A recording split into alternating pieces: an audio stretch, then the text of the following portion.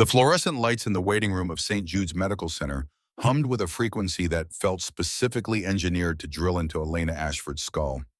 She had been sitting in that same plastic chair for 17 hours, watching the second hand on the wall clock tick through rotations that felt slower than the dying of stars.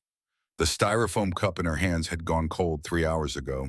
The coffee inside now a bitter sludge she couldn't bring herself to drink or throw away. Her fingers had left permanent dents in the sides. Outside, the rain hammered against the windows with a violence that seemed personal.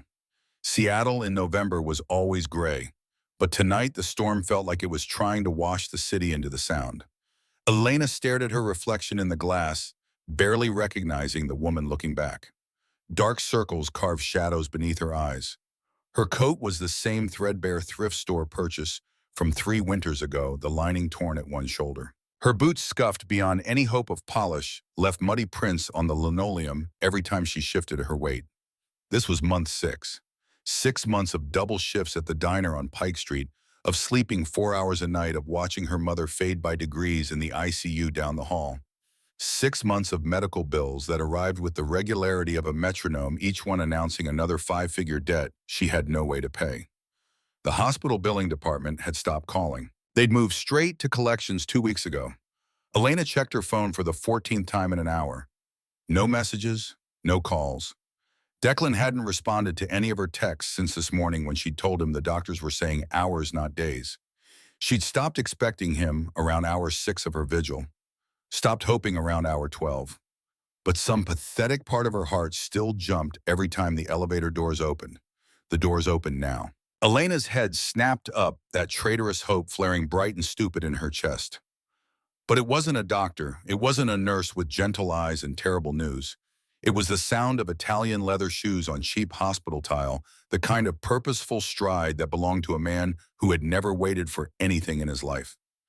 Declan Rothwell stepped into the waiting room looking like he'd just left a board meeting. His navy suit was tailored to perfection, the kind of precision that cost more than Elena made in 3 months of serving eggs and coffee to morning commuters.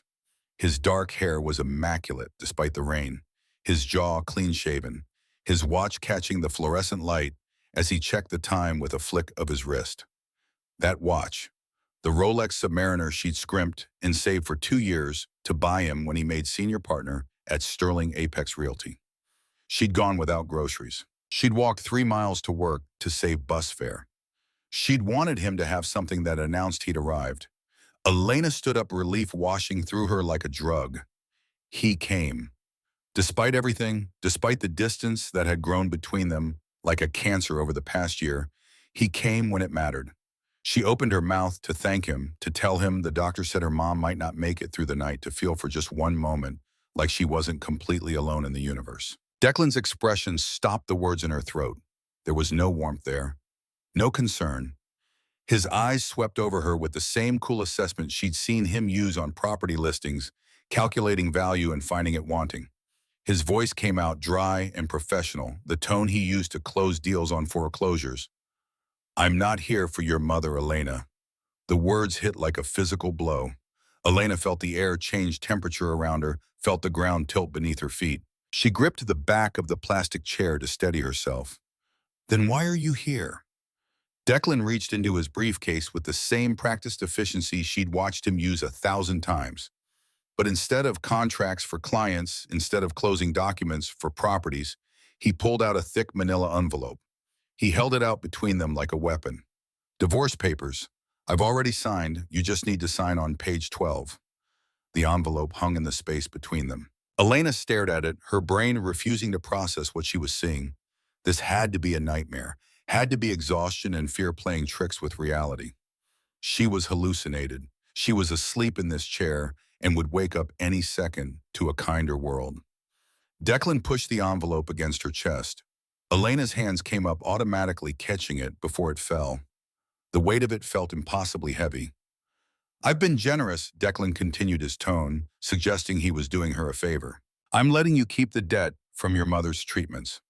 I'm taking the car and the apartment lease. Everything else is itemized inside." The words came out of Elena's mouth before her brain caught up. "What, Declan, please, not now. Mom is dying. I can't process this right now." We promised for better or worse. We promised we had a future. Something flickered across Declan's face, not guilt, not regret. Something closer to impatience, like she was a client who couldn't understand simple contract terms. He adjusted his silk tie, a nervous habit she'd watched him perform 1,000 times when he was about to deliver bad news to a seller. That was when we had a future, he said, and the emphasis on the past tense landed like a blade between her ribs. But let's be honest, Elena, you're an anchor. You have no ambition. You're drowning in debt that will take decades to pay off. And frankly, you're embarrassing to be seen with. I'm a senior partner at Sterling Apex now. I need someone who fits the part. Someone with pedigree. The elevator doors opened again. This time, the woman who stepped out was everything Elena wasn't. Tall blonde, wrapped in a white cashmere coat that probably cost more than Elena's entire yearly income. Her hair was professionally styled, her makeup flawless, her posture radiating the kind of confidence that came from never having worried about money a single day in her life. Vanessa Sterling, daughter of Richard Sterling, CEO of Sterling Apex Realty, the same firm where Declan had climbed from junior associate to senior partner in 5 years. Elena had met her once at a company and Christmas party, had felt the woman's eyes sweep over her with the same dismissive assessment she'd just seen in her husband's face. Vanessa walked over and linked her arm through Declan's with the casual ownership of someone claiming property. She looked at Elena the way someone might look at a stain on an expensive carpet. "Is it done, babe?" Vanessa's voice was smooth and bored, like she was asking if he'd picked up dry cleaning. She examined her manicured nails, not even bothering to make full eye contact with Elena. "Daddy's waiting for us at Le Bernardin. We can't be late." Almost. Declan's voice softened when he spoke to Vanessa, took on a warmth Elena hadn't heard directed at her in months. Then his eyes returned to Elena, and the warmth vanished like someone had flipped a switch. "Sign them, Elena. Don't make this ugly. You have nothing to offer me. You never did." Elena looked from the envelope in her hands to the man who had promised to love her in sickness and in health, in poverty and in wealth. The man she'd supported through 3 years of night classes while he studied for his real estate license. The man she'd cooked for, encouraged through every failed deal and rejected application. The man she'd believed in when no one else did. Her voice came out smaller than she wanted. "You're leaving me for her because she's rich." "Because she's a winner," Declan corrected, and the clinical precision of his words was somehow worse than anger would have been. "And you, Elena, are a born loser. Your father was a nobody who ran off before you were born. Your mother is a waitress who never amounted to anything. And you'll never be anything more than what you are right now. Pathetic." Vanessa giggled, a sharp, crystalline sound that echoed off the sterile walls. She wrinkled her nose like she smelled something unpleasant. "Come on, Declan. She smells like disinfectant in poverty. Let's go." Declan turned his back on Elena without another word. They walked toward the elevator, Vanessa's heels clicking a staccato rhythm of dismissal. Their laughter echoed down the corridor, the sound of two people who had just discarded something they'd never valued in the first place. Elena stood frozen, the envelope heavy in her hands. The betrayal was so absolute, so perfectly calculated that she couldn't quite process it. Her husband had just served her divorce papers while her mother was dying. He'd brought his mistress to the hospital. He'd called her pathetic. And then he'd left to have an expensive dinner, his conscience apparently untroubled. The envelope slipped from her numb fingers and hit the floor with a whisper of paper against linoleum. Elena sank back into the plastic chair, her legs no longer willing to hold her weight. The clock on the wall kept ticking. The rain kept falling. The fluorescent lights kept humming their mechanical dirge. 10 minutes passed, or maybe it was an hour. Time had stopped meaning anything. Then the ICU doors opened and a nurse emerged, her face arranged in the expression Elena had been dreading for 6 months.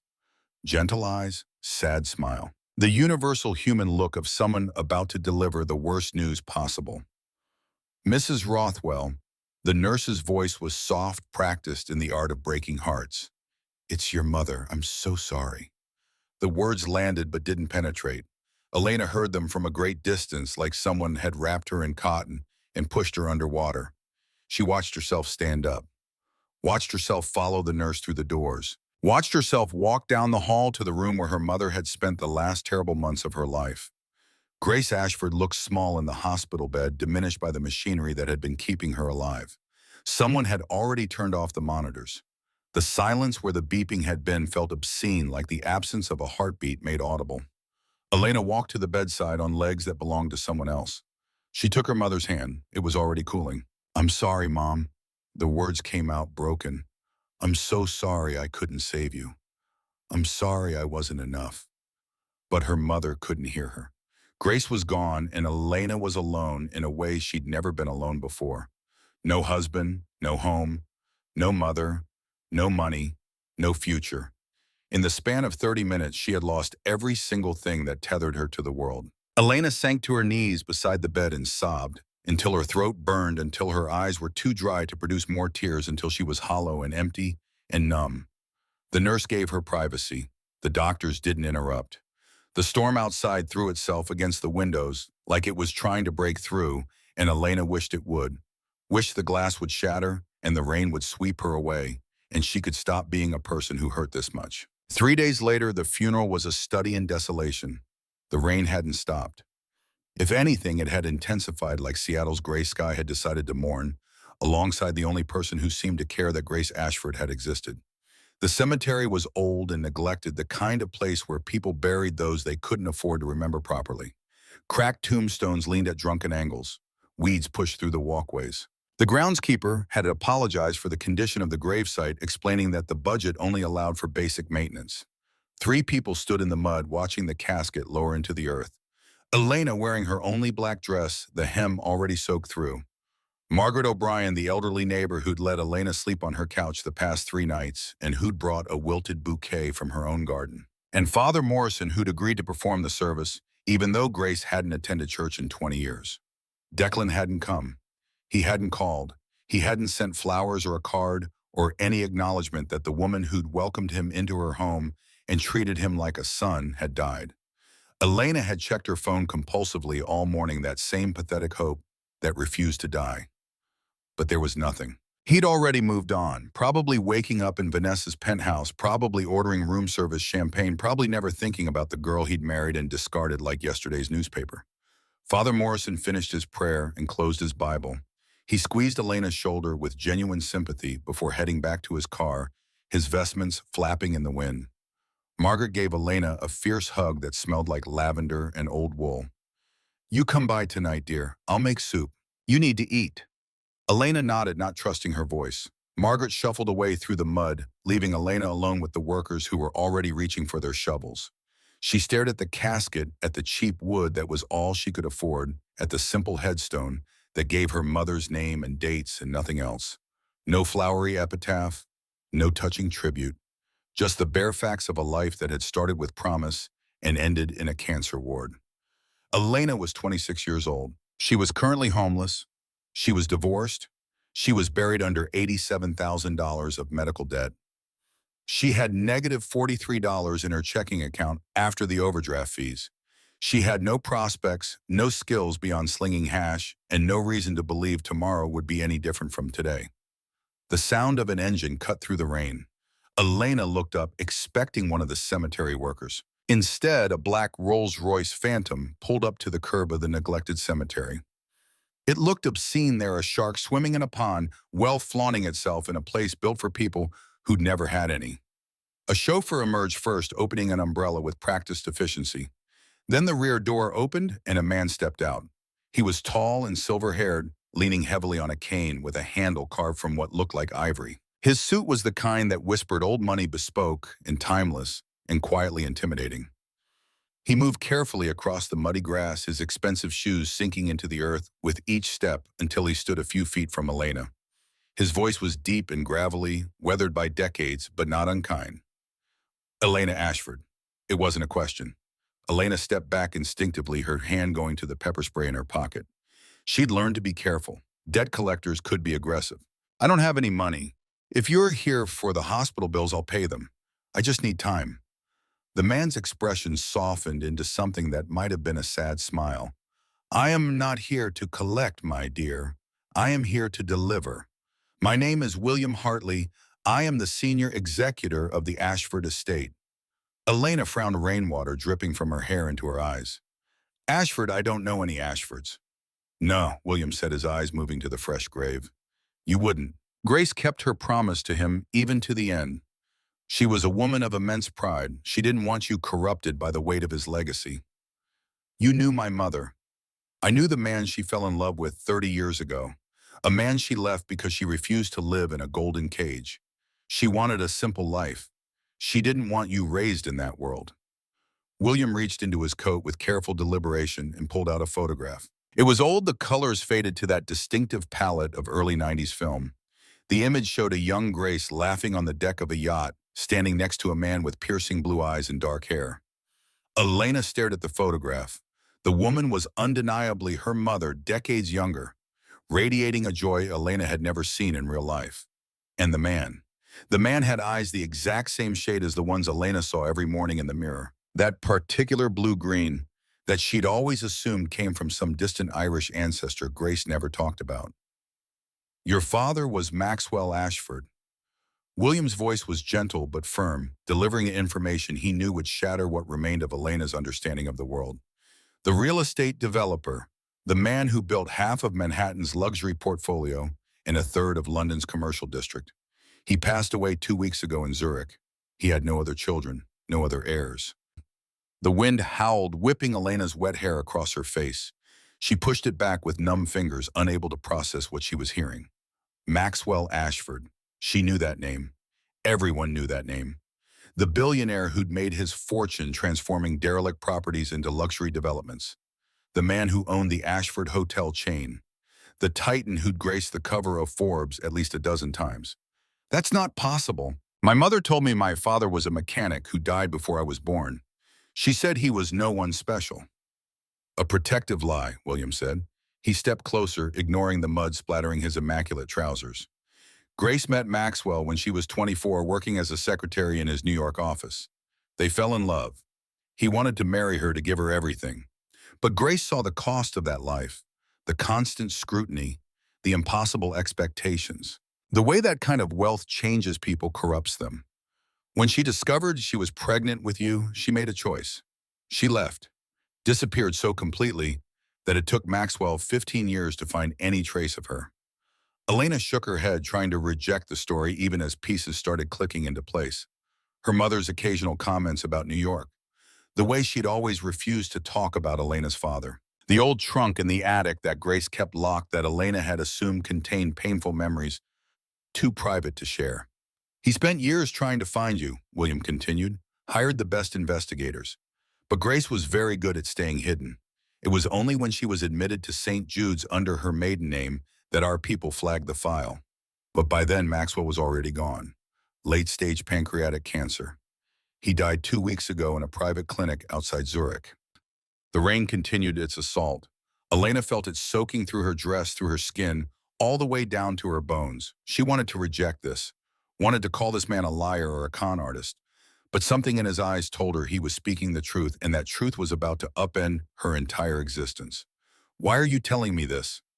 William's expression hardened, the sympathy replaced by something sharper. Because the wolves are circling Elena. When a man like Maxwell dies, everyone wants a piece of the carcass. The board of directors, the competitors, the investors. They're already planning to dissolve the company, sell off the assets, line their own pockets. They think the empire is leaderless. They're wrong.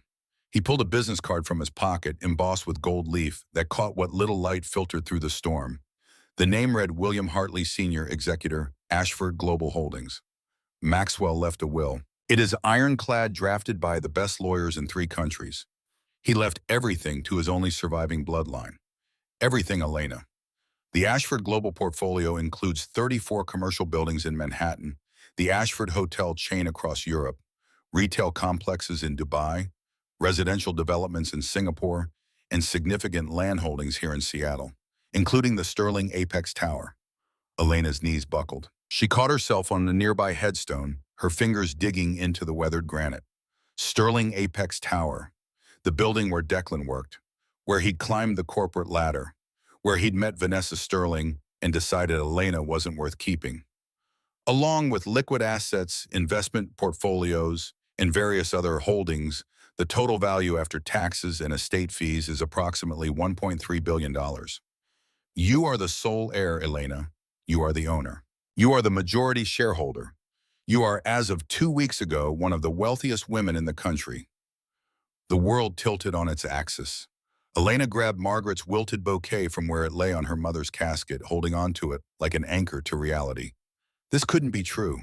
People like her didn't become billionaires.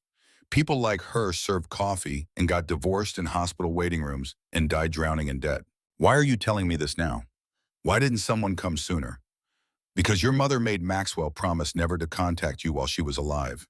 It was her condition for telling him your name, and we had to verify the DNA before approaching you. We couldn't risk someone filing a false claim. William's eyes softened again. I wish we could have come sooner. I wish Maxwell could have met you, but we work with the hand we're dealt. Elena looked at her mother's grave. She thought about Grace working double shifts as a waitress even when the cancer was eating her alive. Thought about the medical bills that had piled up like a prison. Thought about how different things could have been if her mother had just reached out, had just told Maxwell she was dying. Why didn't she tell him? When she got sick, why didn't she ask for help? Because Grace was proud, because she'd made her choice and refused to take it back even when that choice was killing her. She thought she was protecting you from a world she'd rejected. William's voice carried decades of frustration. Maxwell tried to find you. For 26 years he tried, but Grace was very good at hiding. Elena stared at the business card in her hand. Gold embossed letters that promised everything and demanded something she didn't know if she could give. I'm a waitress, she whispered. I dropped out of community college to pay for Mom's chemo. I don't know the first thing about running an empire. I can't even balance my own checkbook. My husband just left me because I was a loser. William looked at her, really looked at her. He saw the grief, yes, the exhaustion, the defeat, but he also saw something else. The steel in her spine that had kept her standing through 6 months of hell. The strength it took to survive what she'd survived without breaking completely. Then you have two choices. William held out the business card like a key to a door Elena hadn't known existed. You can walk away, take a cash settlement enough to clear your debts, and live comfortably. Let the board dismantle your father's legacy and fill their own pockets, or you can get in the car. I will teach you. I will protect you. And you can prove to everyone, including that ex-husband of yours, exactly who you really are. Elena looked at the grave. She thought about Declan's sneer. Thought about his voice saying you're a born loser with such casual certainty. Thought about Vanessa's pitying laugh. Thought about sitting in that hospital waiting room completely alone, believing she had nothing and was nothing and would never be anything. She thought about her mother working herself to death to keep them afloat. About Grace choosing poverty and obscurity to protect her daughter from a world she feared. About all the sacrifices that had led to this moment, standing in the rain, over a cheap casket, being offered a chance to step into a life that should have been hers all along. If I go with you, does anyone have to know who I am? Can I learn before I have to face them? William smiled, and for the first time it was genuine. An anonymous owner operating through proxies. A silent partner pulling strings from behind the curtain. It is a powerful strategy, Elena. In war, the element of surprise is everything. Elena reached down and grabbed a handful of wet earth from the mound beside her mother's grave. She let it fall through her fingers onto the casket, a final goodbye to the woman who'd given up everything to give her daughter a normal life. Goodbye, Mom. I promise I won't let them break me. She turned to William Hartley, this stranger who'd just offered her a kingdom, and held his gaze with something that felt like the birth of steel in her spine. Open the car door, William. I'm ready. The chauffeur moved immediately, and Elena walked toward the Rolls-Royce without looking back. Behind her, the cemetery workers resumed their task, shoveling earth onto Grace Ashford's grave. The rain continued to fall, and Elena stepped into a world that would either make her or destroy her, but would never leave her the same. The Swiss Alps training facility existed only in documentation, now a blur of 6 months compressed into muscle memory and scars that didn't show on skin. Elena stood in the floor-to-ceiling windows of the Ashford Global Penthouse Suite in downtown Seattle, watching the city sprawl beneath her like a circuit board of ambition and broken dreams. August sunshine cut through the marine layer, turning Puget Sound into a sheet of hammered silver. She barely recognized the woman reflected in the glass. The transformation hadn't been cosmetic, though that had certainly happened. The threadbare coat was gone, replaced by a charcoal Armani blazer, cut with surgical precision. Her hair, once limp and neglected, now fell in a sharp, asymmetrical cut that cost more than a month's rent at her old apartment. But the real change lived behind her eyes. The fear had calcified into something harder, colder, more useful. 6 months of William drilling corporate law and market analysis into her skull. 6 months of failed negotiations with actors playing hostile board members. 6 months of learning to speak the language of power fluently enough to wield it like a blade. William entered carrying a tablet and 2 cups of coffee, moving with the careful efficiency of a man whose spine had been rebuilt twice. He set 1 cup beside Elena without ceremony. Sterling Apex's quarterly report came through an hour ago. They're hemorrhaging cash faster than projected. Elena turned from the window, accepting the tablet. The numbers told a story of desperation. Revenue down 18% year over year. 2 major clients had jumped to competitors. The maintenance fees they owed Ashford Global had ballooned to $412,000, and the automatic lease renewal they were banking on wasn't going to happen. Clause 14B. Elena's voice had changed to lost the apologetic uptick that used to end her sentences like questions. The good standing requirement. They're in breach. Maxwell wrote that clause in 1998 specifically to prevent situations like this. Tenants who take the property for granted, who assume the landlord will always renew because that's what landlords do. William settled into a leather chair, his cane resting against the armrest. Your father was many things, but he was never careless with contracts. Elena scrolled through the supplementary documents. Employee roster, partnership structure. There, buried on page 7, was the name that made her chest constrict, despite 6 months of building armor. Declan Rothwell, Senior Partner, Commercial Division. Still employed, still pulling a salary that would have solved every problem they'd had when they were married. Still sleeping in Vanessa Sterling's penthouse. She assumed living the life he'd decided Elena wasn't worthy of sharing. Who's handling the lease renewal negotiation for Sterling Apex? William's expression didn't change. Declan Rothwell. Richard Sterling assigned him the account specifically. Considered it his responsibility since he has history with the property. The irony was so sharp it could draw blood. Declan had no idea that the faceless corporation rejecting his renewal was owned by the woman he'd called pathetic. Had no idea that every arrogant assumption he was making about absentee landlords would detonate in his face. The temptation to tell him to watch recognition turn to horror in real time was almost overwhelming. But William had taught her better. Premature revelation was the mistake of amateurs. Let them think they understood the playing field. Let them commit to strategies based on false assumptions. Then pull the ground out from under them when they were too exposed to recover. When do they expect to hear back on the renewal? They submitted paperwork 8 days ago. Standard response time is 2 weeks. They're confident it's a formality. William's smile was thin and cold. Richard Sterling is already planning an expansion into the 30th floor. Declan assured him the renewal was guaranteed. Elena set down the tablet and picked up her coffee. The bitterness suited her mood. Send the rejection letter today. Invoke Clause 14B. Reference the maintenance fee delinquency and the failure to maintain required liquidity ratios. Offer a face-to-face renegotiation meeting. They'll panic. Sterling Apex's entire operation is built around that headquarters location. Their lease rate is 15 years below current market value. If they have to relocate, the cost will cripple them. Good. Elena met William's eyes. Schedule the meeting for next Tuesday, 9 a.m. sharp. I want them desperate and off balance. And William, don't mention my name in any of the documentation. As far as they know, they're meeting with a proxy representative from Ashford Global Holdings. William stood, retrieving the tablet. He paused at the door, his expression thoughtful. Maxwell would have handled this differently. He believed in swift, decisive destruction. You're playing a longer game. Maxwell didn't have a husband who served him divorce papers at his mother's deathbed. Elena turned back to the window, to the city that looked so much smaller from 40 stories up. I'm not interested in quick. I want them to understand exactly what they threw away. The Sterling Apex offices occupied floors 28 through 40 of the tower they were about to lose. Elena spent the next 4 days learning every detail of their operation through the invasive lens of landlord access. Financial statements going back a decade. Employee complaints filed with HR. The sexual harassment settlement Richard Sterling had buried 3 years ago. Vanessa's appointment to director of marketing, despite having zero qualifications beyond her last name. The creative accounting that let Declan claim expenses for dinners at restaurants that cost more than Elena used to make in a week. She studied Declan's professional trajectory like a general studying enemy fortifications. After the divorce, he'd leveraged his relationship with Vanessa to secure the senior partnership. 6 months later, he was handling their most significant accounts, including the lease renewal for their own headquarters. The hubris was almost beautiful in its completeness.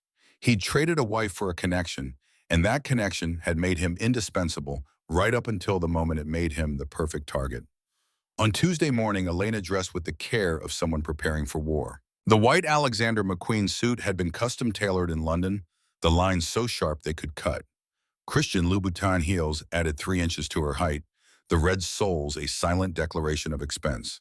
She left her hair down, let it fall in that asymmetrical cut that framed her face like a blade.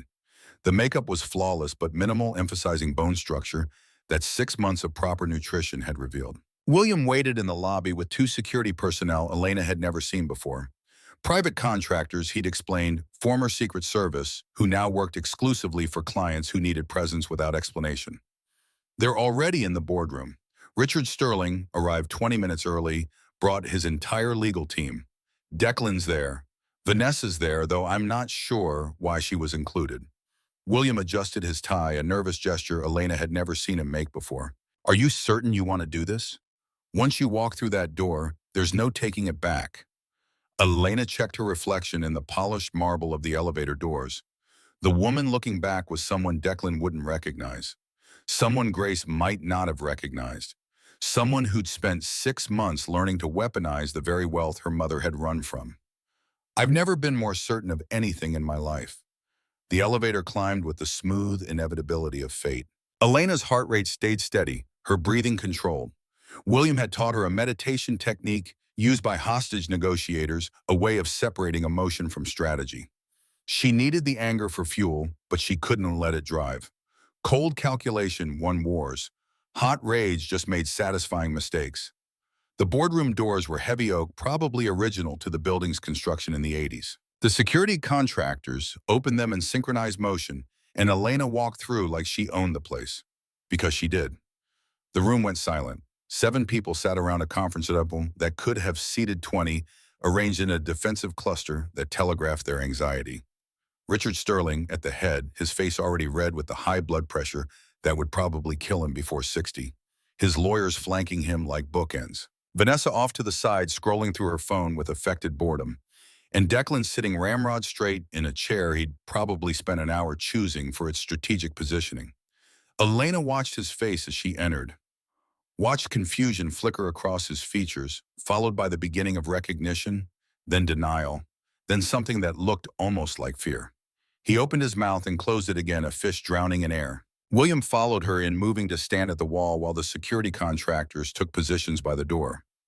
Elena walked to the head of the table opposite Richard Sterling, set down her leather portfolio with deliberate care, and only then removed her sunglasses. Declan made a sound like he'd been punched in the stomach. Vanessa looked up from her phone, her perfectly shaped eyebrows drawing together. Recognition dawned slower for her, probably because Elena looked so fundamentally different from the exhausted woman in the hospital waiting room. But when it landed, her mouth formed a perfect O of shock. Richard Sterling looked from Elena to Declan and back again, reading the room, but not understanding the text. His voice came out with the forced joviality of a man used to intimidating people into compliance. Welcome, welcome. I'm Richard Sterling. We weren't expecting, well, someone quite so. I am Elena Ashford. Her voice cut through his sentence like wire through butter. Daughter of Maxwell Ashford, majority shareholders and owner of Ashford Global Holdings. I am currently deciding whether to evict Sterling Apex Realty and convert this floor into a fitness center for my staff, or whether I should let you stay. For a price. The silence that followed had texture weight, the kind of quiet that preceded explosions. Richard's face cycled through confusion, disbelief, and then a dawning horror as the implications crystallized. His eyes snapped to Declan with the focus of a predator, identifying the weak member of the herd. You knew, the words came out, strangled. You knew she was an Ashford, and you divorced her. Declan's face had gone the color of old milk. He gripped the edge of the table like it was the only thing keeping him upright. His voice came out broken, disbelieving. I didn't know. She never told me. She was broke. She was a waitress. Her mother worked at diners. This doesn't make any sense. Ignorance is not a defense in business, Mr. Rothwell. William's voice carried from the wall with the authority of a judge reading a sentence. It is merely a liability. Elena remained standing, letting her height and the architectural precision of her suit do the work of intimidation. She opened her portfolio and removed a single sheet of paper, placing it on the table with the care of someone handling a live grenade. Here's the situation. Sterling Apex Realty is currently paying $40 per square foot for this space. The current market rate for comparable commercial real estate in this building is $65 per square foot. However, given the delinquency on maintenance fees, the breach of good standing requirements under Clause 14B, and the general disrespect you have shown my late father's estate, the new rate will be $85 per square foot, non-negotiable, 5-year contract, no early termination clause. Richard Sterling's face went from red to purple. One of his lawyers leaned in to whisper something urgent. Richard waved him away like an annoying insect. That's robbery. That will bankrupt us. You can't possibly expect. Then vacate by Friday. Elena checked her watch, Patek Philippe that had belonged to Maxwell and now wrapped around her wrist like inherited armor. I have 3 tech companies on a waiting list for this space. Amazon's expansion team called yesterday. I could have signed papers by the weekend. Wait. Declan was on his feet now, his chair scraping back with an ugly sound. He looked desperate, looked small, looked like every confident angle had been stripped away to reveal the insecure man underneath. Elena, please. You can't do this. This is personal. You're doing this for revenge. Elena let her eyes rest on him for the first time since entering the room. Let him see the absolute absence of warmth there, the complete erasure of any affection that had once lived between them. She spoke quietly, which somehow made the words land harder.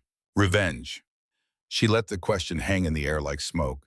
Declan, you overestimate your importance. This isn't revenge. This is business. You're an underperforming asset in a portfolio I'm optimizing. What I do with you has nothing to do with our marriage and everything to do with the fact that you're hemorrhaging value.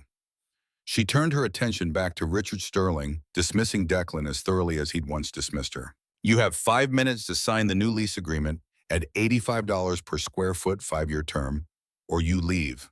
The clock is running. Vanessa's voice cut through the tension, sharp and brittle. She was staring at Declan with an expression that mixed disgust and rage in equal measure. You idiot. You absolute idiot. You let $1 billion walk out the door because you didn't like her shoes. Declan turned to Vanessa, looking for an ally and finding only contempt. His mouth worked soundlessly. Whatever he'd thought their relationship was, whatever security he'd imagined he had, was evaporating in real time. Richard Sterling grabbed the contract his lawyer was frantically reviewing, scanning the terms with eyes that moved too fast to actually comprehend what he was reading. His lawyer tried to stop him, tried to suggest a counteroffer, but Richard wasn't listening. He could do the math, could see that fighting would cost more than surrendering, could see his empire crumbling if they had to relocate on short notice. He pulled out a pen and signed with the aggressive slashes of a man who knew he'd been beaten but needed to maintain the theater of control. This isn't over, he muttered, sliding the contract back across the table. We'll be filing complaints with the Commercial Real Estate Board. This is extortion. File whatever you like. Elena picked up the signed contract, examined the signature, and placed it carefully back in her portfolio. But you might want to spend your energy finding a way to actually afford these payments. Because if you default Clause 19C, stipulates immediate eviction with forfeiture of all security deposits. And Mr. Sterling read every clause. Maxwell taught me that. She closed the portfolio with a sound like a cell door slamming. Then she walked toward the exit, William and the security contractors falling into formation around her. She didn't look back, and Declan didn't acknowledge his existence. Let him stand there with the wreckage of his assumptions, with the realization that he'd made the worst business decision of his life when he'd handed her those divorce papers. The elevator doors closed on the scene like a curtain falling. Elena waited until they were descending before letting out the breath she'd been holding since she'd walked into that room. William was watching her with an expression that Might have been pride or might have been concern. That was brutal. That was necessary. Elena's hands were shaking now, adrenaline flooding her system in the aftermath. He needed to see. They all needed to see. And now they have, which means the next move will be theirs. William's voice carried a warning. Richard Sterling is not a man who accepts defeat gracefully. Declan is desperate and cornered. Desperate people make dangerous choices. The elevator reached the ground floor. Elena stepped out into the lobby into the sunlight, streaming through glass walls into a world that had fundamentally reorganized itself around a new axis of power. She was no longer the woman Declan had discarded. She was the woman who could destroy him with a signature, who could evict his entire company with a phone call, who could make him understand in the most visceral way possible that she had never been the loser in their relationship. 3 days later, Elena was reviewing acquisition targets when William entered with an expression she'd learned to read as trouble. He carried a folder marked with red tabs, the kind they used for situations that required immediate attention. Declan tried to contact you. Multiple calls to the main Ashford number. He wants a meeting. Elena didn't look up from her laptop. Tell him to go through proper channels. Submit a written request. Schedule it 3 months out. There's more. William set the folder on her desk. He was spotted outside the building yesterday evening. Security footage shows him waiting in the rain for 4 hours. He left around midnight. That made Elena pause. She opened the folder, found the security stills. Declan standing under the building's overhang, soaked despite the shelter, staring at the entrance like he expected her to materialize. His hair was plastered to his skull. His suit was rumpled. He looked like a man who'd lost something irretrievable and was only now beginning to understand the magnitude of that loss. He's trying the romantic gesture angle. Elena closed the folder with more force than necessary. The big dramatic reconciliation. He thinks if he stands in the rain long enough, I'll remember who we used to be and forgive him. Will you? Elena looked at William, at this man who'd become something between a mentor and a father figure over the past 6 months. She thought about the hospital waiting room, about Declan's voice saying "born loser" with such casual cruelty, about Vanessa's laughter echoing off sterile walls, about sitting next to her mother's grave in the rain, completely alone, believing she had nothing left. No, but I want to see him try. That evening, Elena left the office through the main entrance instead of the private executive garage. She dressed casually, or what passed for casual now fitted jeans that cost more than her old weekly salary, a cashmere sweater, leather jacket. Her security detail shadowed her at a discreet distance, 2 former Secret Service agents who could break bones with minimal effort, but mostly just opened doors and looked intimidating. Declan was there. Of course he was. Standing under the overhang, in the exact spot the security footage had shown, looking like he'd been there for hours. His eyes locked onto her the moment she emerged, and he pushed off the wall with desperate energy. Elena, please, just 2 minutes. One of the security guards stepped forward. Elena raised a gloved hand, signaling him to stand down. The rain had stopped, but the street was still slick, with water reflecting the city lights in fractured patterns. Elena held an umbrella. She didn't need more prop than protection. You have 60 seconds, Declan. The words spilled out of him in a rush, rehearsed but desperate. I made a mistake. The biggest mistake of my life. I was pressured by Richard, by Vanessa, by the whole Sterling family. They made me think I needed to be someone I'm not. But seeing you in that boardroom, it reminded me of who we were. We were a team. We built something together. I still love you. I know I hurt you, and I know I don't deserve forgiveness, but we can fix this. We can start over. You need someone you trust to help run the empire. Someone who knows you. I can leave Sterling Apex. I can work for you. We can be a power couple just like we planned. Elena listened to him throw himself at her feet with words, watched him debase himself with a kind of clinical detachment. This was the man who'd promised to love her in sickness and in health. The man who'd walked away when those promises became inconvenient. The man who'd chosen wealth and status over loyalty and now wanted to trade his way back into her life because the wealth was hers. She laughed. It started as a small sound in the back of her throat and grew into something darker, genuine, in a way that clearly terrified him. Declan took a step back, his face crumpling with confusion. You really are delusional. Elena's voice carried clearly in the quiet street. You think I need you to run my father's empire. You couldn't even balance our household budget without the tips I brought home from the diner. You think I trust you, Declan? I trust the construction crews who maintain my buildings more than I trust you. At least they're honest about wanting my money. She stepped closer, close enough that he could see every detail of her transformation, could see that the woman he'd discarded had become someone infinitely more dangerous than he'd ever imagined possible. You don't love me. You never loved me. You loved the idea of me when I was useful, when I was supporting your ambitions and making you feel like you were doing me a favor by staying. And now you love what I represent. You love the billion-dollar portfolio. You love the power. You love the idea of telling people you married a billionaire before she knew what she was worth. But you don't love me. You don't even know who I am anymore. Declan's face was wet, though, whether from earlier rain or current tears, Elena couldn't tell. He reached for her hand, and she stepped back, putting distance between them like a physical wall. Save your breath, Declan. You're going to need it when I foreclose on your condo next week. I bought that debt too. Elena turned and walked toward her waiting car, a black Mercedes with tinted windows and leather seats that smelled like money. She didn't look back. Didn't need to. Let him stand there in the aftermath of his choices, understanding too late that some doors once closed were sealed forever. The car pulled away smoothly, and Elena watched Declan's reflection grow smaller in the side mirror until the city swallowed him completely. William was waiting in the car holding a tablet with an expression that suggested more bad news. Elena accepted it without comment, scanning the document he'd pulled up. Declan went to Vanessa after you rejected him. They were photographed together last night at a bar in Capitol Hill. William swiped to the next image. This was taken 4 hours ago. The photo showed Declan and Vanessa in what looked like a dive bar hunched over drinks with a third person Elena didn't recognize. The man was rough-looking, wearing a leather jacket, his face partially obscured, but his body language suggesting he wasn't someone you'd invite to a charity gala. Vanessa was sliding something across the table. Money probably, though. The image quality wasn't clear enough to be certain. Who's the third party?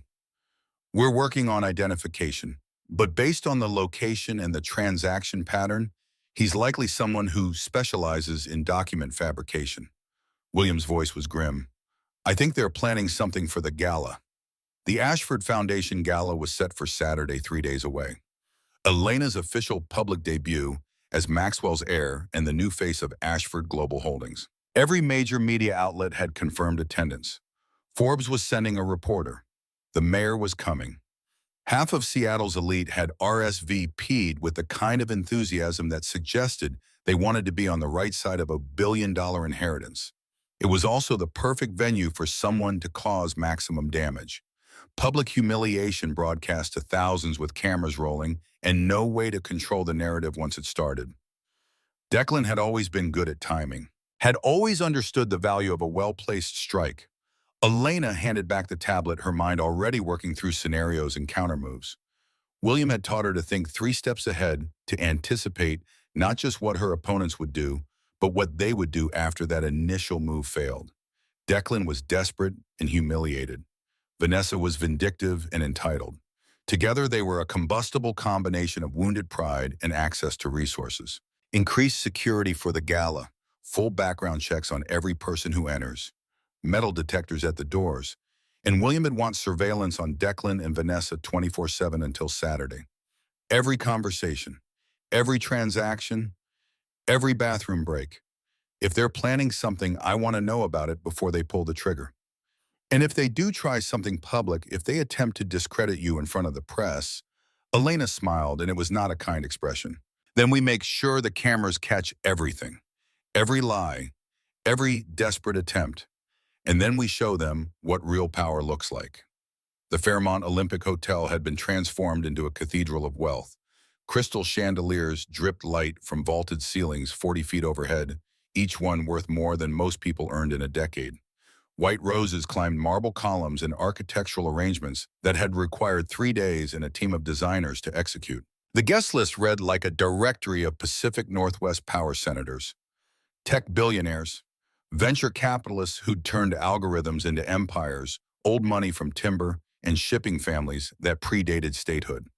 Elena stood on the mezzanine balcony overlooking the grand ballroom, hidden behind velvet curtains that would part in 20 minutes for her entrance. The midnight blue gown she wore had been commissioned from a Parisian atelier, the fabric moving like liquid against her skin.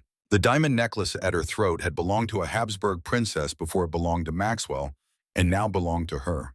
She looked like she'd been born to this, like wealth was her native language. But her heart hammered against her ribs with the frantic rhythm of prey recognizing predators in the tall grass.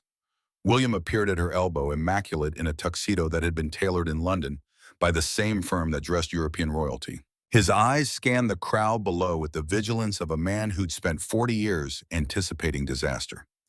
Declan and Vanessa arrived 10 minutes ago. Security confirmed they're carrying a briefcase. X-ray shows documents, nothing dangerous. They positioned themselves near the press pool close to the main stage. His voice was low, meant only for her. CNN has 3 cameras. BBC sent their business correspondent. Fox positioned crews at every angle. When you take that stage, you'll be addressing approximately 4 million live viewers across various platforms. Elena's hands were steady when she lifted them to touch the diamonds at her throat, checking the clasp with fingers that showed no tremor. 6 months of training had taught her to compartmentalize fear, to store it in a box and lock it away until after the crisis had passed. She'd learned the technique from a hostage negotiator. William had brought in a woman who'd talked down armed bank robbers and saved a dozen lives without firing a shot. The key was acknowledging the fear existed while refusing to let it drive decision-making. They're going to accuse me of fraud. That's the play. They'll claim Maxwell wasn't my father, that Grace fabricated the DNA evidence, that I'm some opportunistic con artist who stole a dead man's identity. Elena turned from the window to meet William's eyes. We anticipated this. You have the countermeasures ready. Video cued on the main screen. Audio isolated and enhanced. Police are stationed in plain clothes throughout the venue. The moment they make their move, we can respond with overwhelming force. William's expression was grim.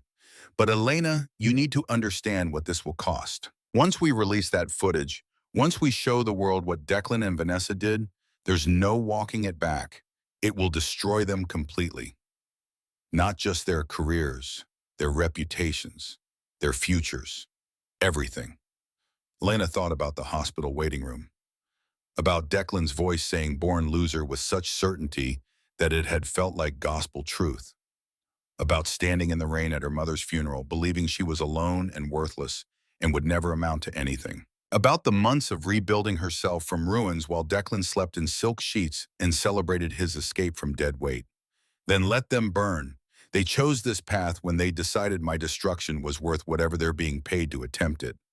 The orchestra below struck up the opening notes of something classical and uplifting.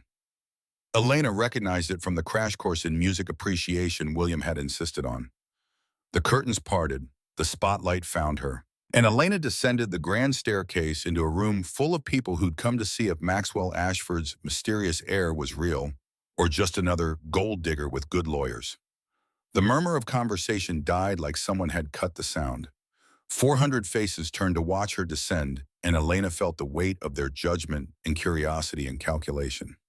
She kept her expression serene, her pace measured, every movement choreographed to suggest she'd been doing this all her life. The photographer's flashes created a strobe effect that turned her descent into a series of still images, each one capturing a woman who looked born to wealth and power.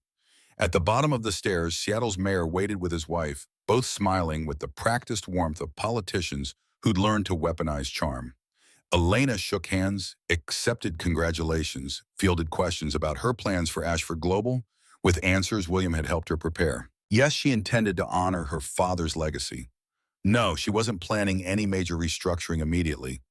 Yes, she believed in responsible corporate citizenship and giving back to the community. The mayor's wife leaned in close, her perfume expensive and cloying. You must tell me where you get your wardrobe, dear. That gown is absolutely stunning. Paris, a small atelier near the Marais. I'm afraid they don't take new clients, but I can give you the designer's name if you'd like. The lie rolled off Elena's tongue with the smoothness of practice. The atelier took anyone who could afford their prices, but letting people think she had access they didn't was part of the game.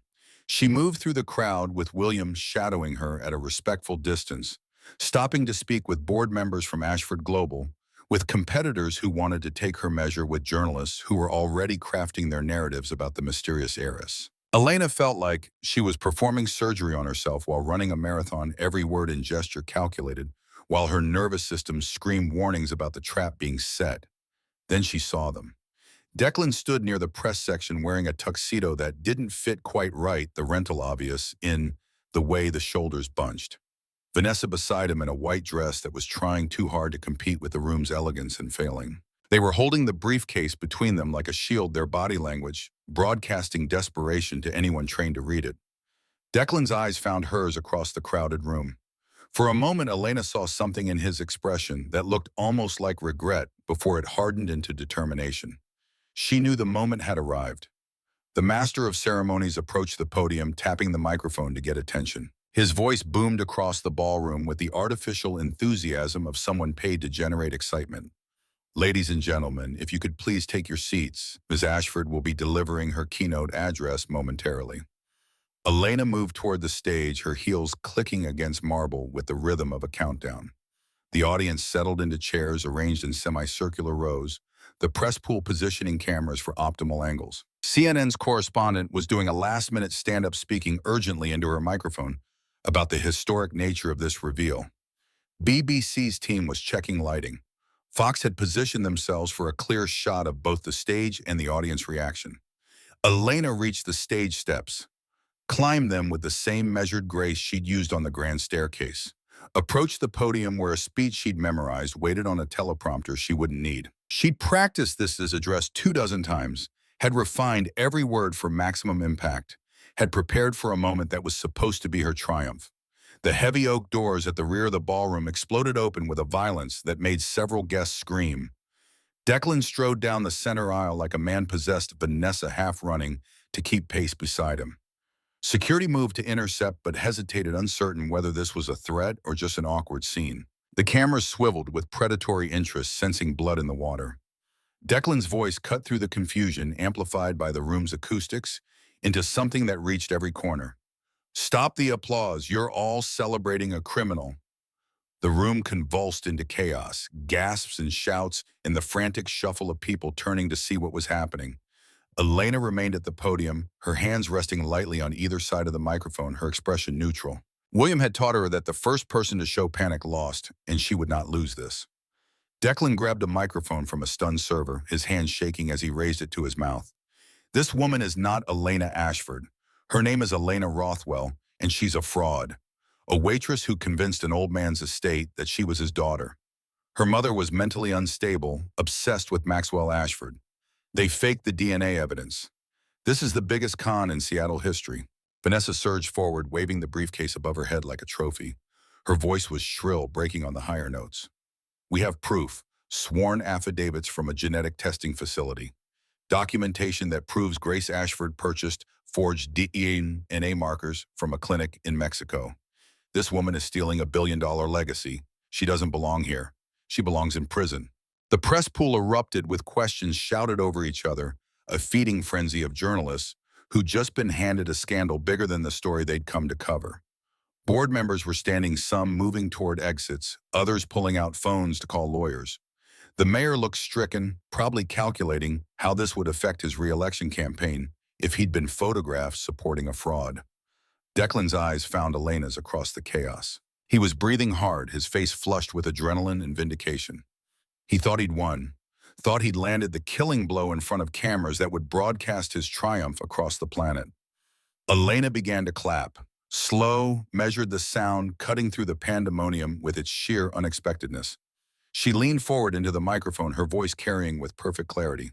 "Are you finished, Declan?" The question landed like a grenade. Declan's expression faltered, confusion replacing certainty. The cameras were on Elena now, capturing every micro-expression as she straightened from the podium and walked to the front edge of the stage. She looked down at Declan and Vanessa with the expression someone reserves for children throwing tantrums in public spaces. "The game is certainly up." William Hartley moved from the wings with a remote control in his hand. He pressed a button, and the massive LED screen behind the stage flickered from the gold Ashford Global logo to something else. Security footage, grainy but clear, dated 48 hours earlier. The timestamp read 11:47 p.m. The ballroom fell into a silence so complete that Elena could hear the ventilation system humming. Every eye turned to the screen. Every camera swiveled to capture what was being broadcast. The footage showed a dive bar on the industrial edge of the city, the sort of establishment where people went to conduct business they couldn't afford to have witnessed. A booth in the back, dimly lit but visible enough. Declan and Vanessa sat across from a man in a leather jacket, his face partially shadowed, but his identity irrelevant. What mattered was the thick envelope Declan pushed across the table, the way it lay there between them like evidence. Then the audio kicked in crystal clear, despite the ambient noise. Someone had cleaned it up, isolated, the voices made every word audible. Declan's voice unmistakable. Make the affidavit look real. I don't care if you have to invent a clinic or forge a doctor's signature. Just say her mother faked the DNA. Date it before the will was probated. We need to humiliate her at the gala. We need to tie her up in court long enough that the assets freeze and we can restructure. Vanessa's voice sharp and clear. My father needs this. Sterling Apex can't afford the new lease rates. If we can prove she's a fraud, everything goes into probate litigation. That could take years. We'll be off the hook for the rent increase, and she'll be too buried in legal fees to pursue collections. The man in the leather jacket's voice gravelly and amused. $5,000 down 5 when the job's done. You want me to testify in court too, that's extra. Declan's voice again. Whatever it costs, just destroy her. The screen went dark. The silence that followed felt like the pause between lightning and thunder, the moment when everyone knows the strike has landed but hasn't yet heard the sound. Elena watched Declan's face cycle through emotions too fast to catalog: shock, denial, rage, fear, understanding, and finally a hollow resignation as he realized he'd just been caught committing fraud on live television. Vanessa made a sound like a wounded animal, high and thin. She dropped the briefcase documents, scattering across the floor like accusatory confetti. Her face had gone the color of old newspaper. Elena's voice cut through the moment with surgical precision. You see, Declan, you forgot one detail about the Ashford Empire. We own the security company that handles surveillance for most of this city, including that particular bar. We've been watching you for weeks. She descended from the stage, her gown flowing behind her. The crowd parted automatically, people pulling back as if proximity to Declan and Vanessa might be contagious. Elena stopped directly in front of Declan, close enough to see the sweat beading on his forehead, close enough to watch his world end in real time. You wanted to expose a fraud tonight. Congratulations, you succeeded. Two uniformed police officers materialized from the crowd where they'd been waiting in plainclothes. The lead officer's voice was flat and professional, the tone of someone who'd made this speech 1,000 times. Declan Rothwell, Vanessa Sterling, you're under arrest for conspiracy to commit fraud, attempted extortion, and falsifying legal documents. You have the right to remain silent. Vanessa's scream cut through the ballroom like breaking glass. She tried to run, but the second officer caught her arm with practiced ease. The handcuffs clicked shut with a sound that seemed impossibly loud in the vast space. Vanessa was crying now, makeup streaming down her face in black rivulets, her carefully constructed image dissolving into something ugly and desperate. You planned this. Declan's voice came out, broken, barely above a whisper. Tears tracked down his face, catching the light from the chandeliers. You knew we were coming. You let us walk into this. You wanted the cameras rolling. Elena leaned in close, her voice pitched for his ears alone. I knew you'd come. You're predictable, Declan. You've always been predictable. I just wanted to make sure everyone could see exactly who you are when the mask slips. The police led them away, Vanessa still screaming, Declan moving like a man in shock. The crowd remained frozen, hundreds of Seattle's elite witnessing the destruction of two people in real time. The cameras captured everything, broadcasting the arrest to millions of viewers who'd tuned in for a society gala and gotten something infinitely more dramatic. Elena turned back to the stage, smoothing her gown as if nothing had happened.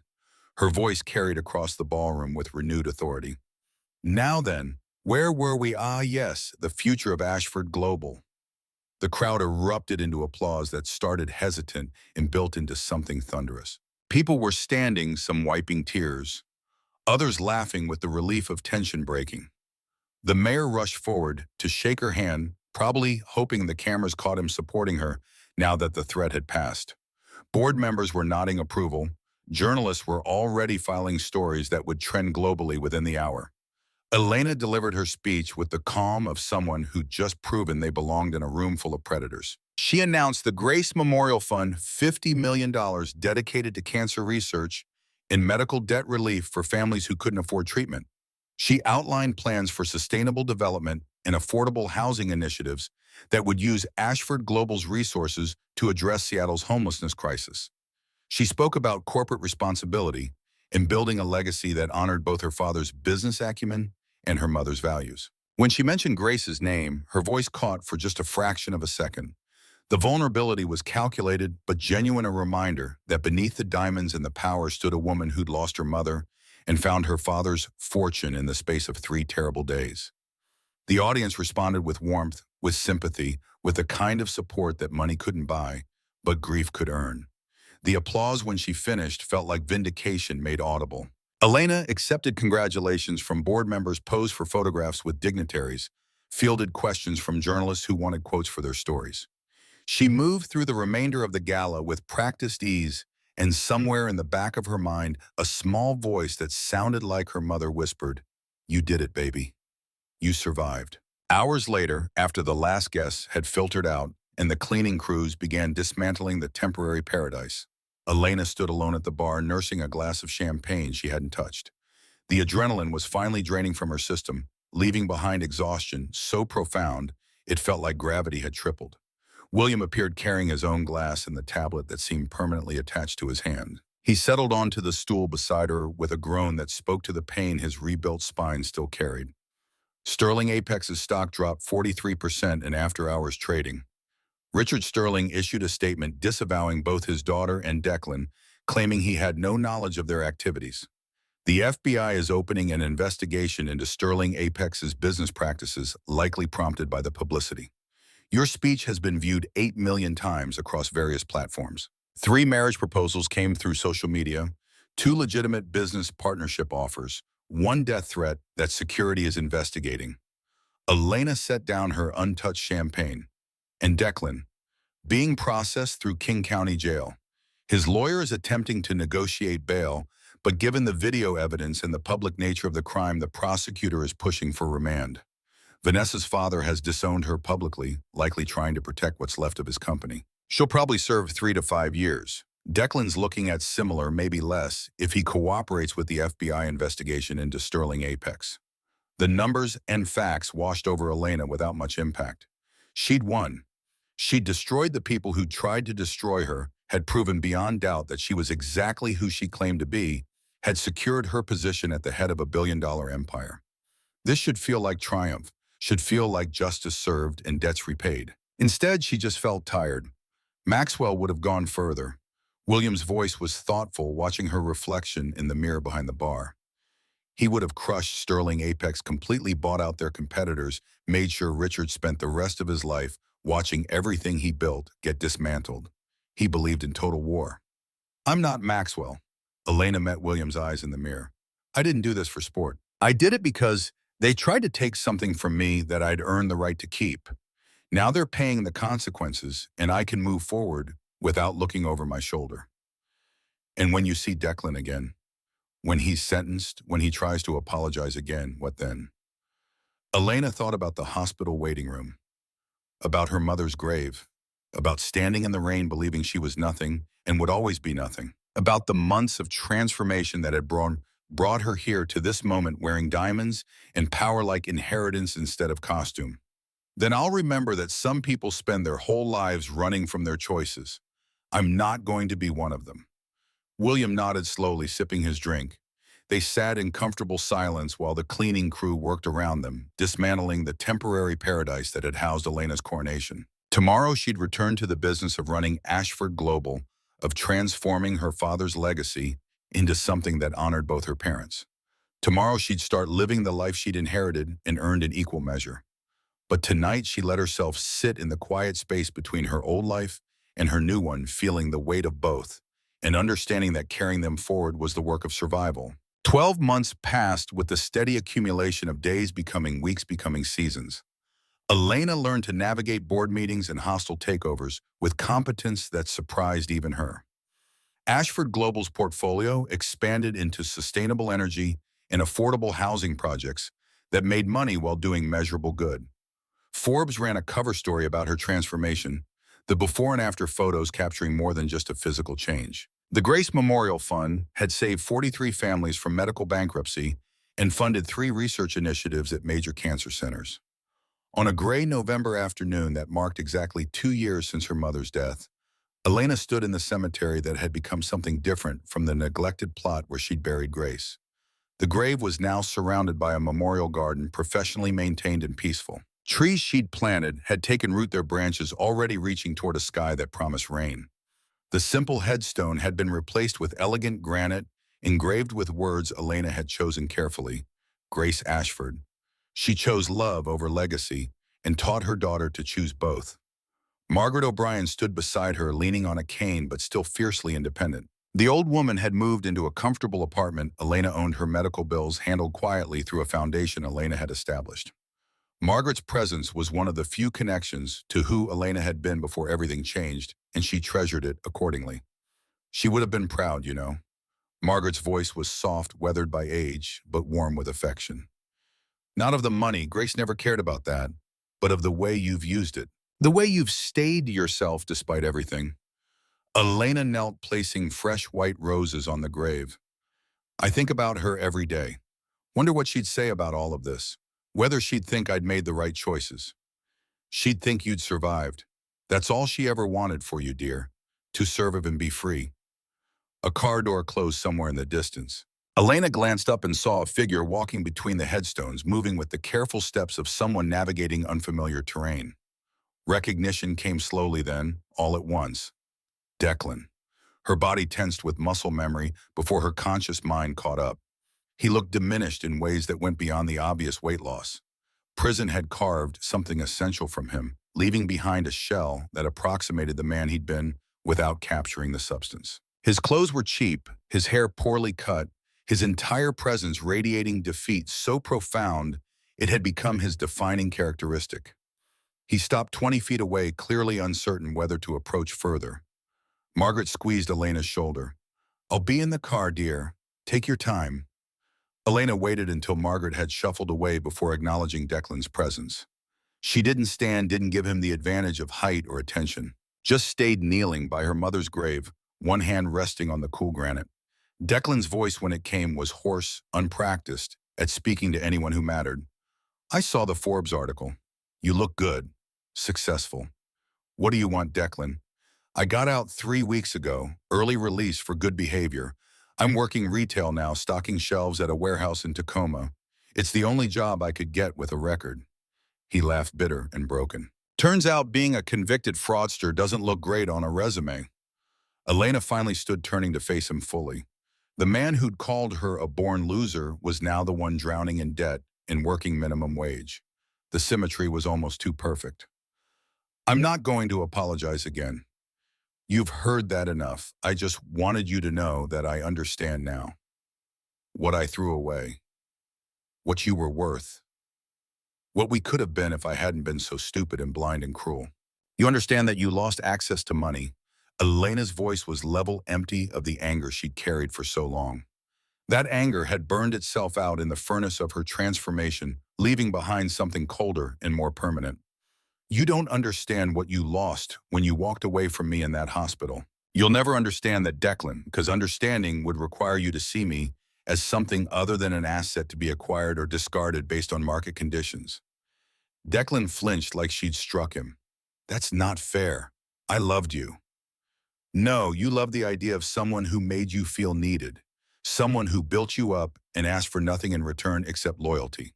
Elena stepped closer, close enough to see the broken capillaries in his eyes, the lines that hadn't been there 2 years ago. When I stopped being that person when my mother got sick, and I needed you to be strong for both of us, you decided I was dead weight. You chose Vanessa because she had what I didn't, a rich father and connections you could exploit. Every single step that led you here was a choice you made freely. Don't ask me to forgive you for choosing wrong. So that's it, I'm just supposed to live with this forever. Never get a second chance. Elena thought about the woman she'd been in that hospital waiting room. Thought about Grace dying alone because Elena couldn't afford to take time off work. Thought about the funeral with 3 people and rain that felt like the sky was grieving. Thought about William Hartley appearing with news that changed everything. You'll live with the consequences of your choices because that's how consequences work. I live with mine every day. The difference is I'm at peace with what I've become. Elena paused, letting the words settle between them like stones. Can you say the same? Declan's face crumpled. Tears tracked down his cheeks with the inevitability of erosion wearing down mountains. He looked like he wanted to say something else, to plead or rage or beg. But whatever he saw in Elena's expression convinced him that nothing he could say would matter. He turned and walked away between the headstones, a man who'd gambled everything on the wrong hand and would spend the rest of his life counting the cost. Elena watched him go until he disappeared among the graves. Then she turned back to her mother's memorial, placing one hand on the engraved letters of Grace's name. The stone was cold beneath her palm, solid and real in a way that memories sometimes weren't. I kept my promise, Mom. They didn't break me. The November wind carried the smell of rain and earth, of endings and beginnings tangled together like roots beneath the soil. Elena stood in the garden she'd built to honor the woman who'd given her life twice, once at birth, and once by dying before she could see what her daughter became. Somewhere in the city below Ashford, Global's buildings reached toward the sky, monuments to a legacy Elena was still learning to deserve. But here in this quiet place where her mother rested beneath granite and roses, Elena felt something she hadn't felt in a long time. Peace. Not happiness, not yet, but the foundation on which happiness could be built. She'd survived the worst betrayal, had climbed from nothing to everything, had proven that being called a loser didn't make it true, and that the person who defines your worth should always be yourself. She thought about Maxwell, the father she'd never known, but whose empire she now commanded. Thought about Grace, who'd rejected that empire to protect her daughter from its weight. Both had given her gifts, one of means, one of values. Learning to honor both had been the work of 2 years, and she suspected it would be the work of a lifetime. The rain started again, soft and persistent, Seattle's eternal accompaniment. Elena didn't run for cover, just stood in the falling water and let it wash over her baptism and benediction and the promise of tomorrow. She'd been afraid once that wealth would change her, would transform her into someone her mother wouldn't recognize.